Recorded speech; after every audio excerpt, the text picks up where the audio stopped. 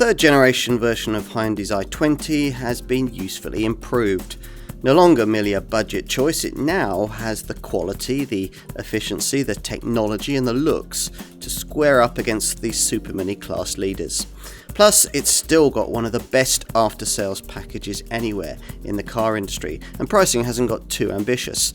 In other words, if you're shopping in this segment, here's a car you shouldn't leave off your shortlist. Set off, and you'll find that, as usual with an i20, everything's really light and easy to use. Primarily the electric steering, but also, if you've opted for a stick shift, the clutch and the gear shift action too. We've got a 7 DCT automatic here. Even better, this car is easier to see out of front and rear than just about any supermini that we can think of, which of course makes things simple in the city and perfect for parking. Nothing much has changed beneath the bonnet with the revised version of this third generation i20.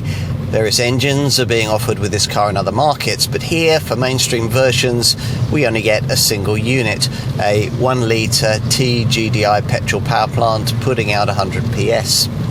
It's a 48 volt mild hybrid powertrain, a system which harvests energy that would otherwise be wasted under deceleration and can redeploy that power to reduce load on the engine.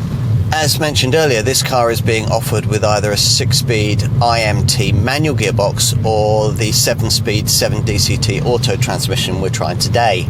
The IMT manual box is interesting, featuring an electronic clutch able to decouple the gearbox from the engine when coasting to save fuel. In the manual model, 62 miles an hour from rest occupies 10.4 seconds en route to 117 miles an hour. And for the 7 DCT auto, it's 11.4 seconds and 115 miles an hour.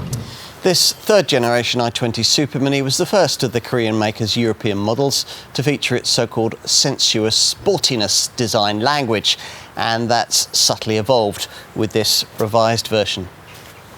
The shape and pattern of the front bumper and radiator grille have been restyled, and a more dynamic light signature is provided by the standard LED front lights.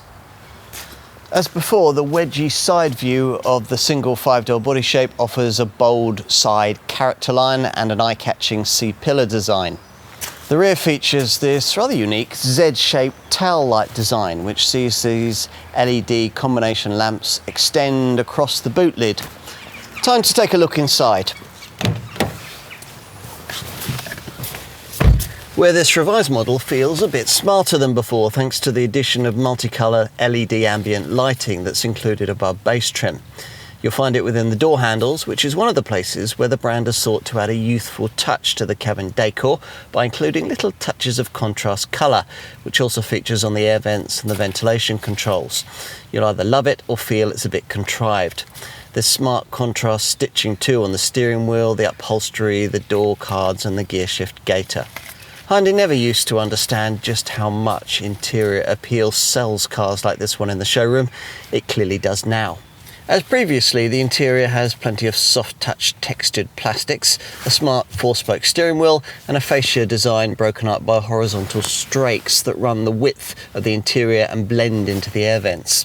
Also, as before, all models have a 10.25-inch instrument screen, still quite unusual in the segment. This changes colours with the chosen drive mode, and via steering wheel buttons can display between its 2 virtual dials everything from a digital speedo to trip data and a compass. There's also a useful fuel economy meter running along the bottom of the display. As you'd expect, infotainment is well taken care of, all versions now featuring this 10.25-inch centre dash touchscreen, though strangely, it only gets over-the-air updates if you avoid base trim. Apple CarPlay, Android Auto, smartphone mirroring is of course standard fit, though still requires a wire, and this top version adds an excellent Bose premium sound package. When it comes to the rear seat, you'll find that the door opens nice and wide. But once inside, you'll find that this Hyundai has as much rear space for legs and knees as you could reasonably expect in this class. Headroom isn't quite so noteworthy thanks to the tapering rear roofline, but the relatively low centre transmission tunnel means it's a bit more realistic to take a trio of passengers back here if you absolutely had to. What about luggage space? Well, lift the hatch and you're greeted with one of the more accommodating luggage areas in the segment, 352 litres in size. A little more than a Corsa, a little less than a Clio. It comes with this neat adjustable height luggage board, which has 4 tie-down points neatly built into it.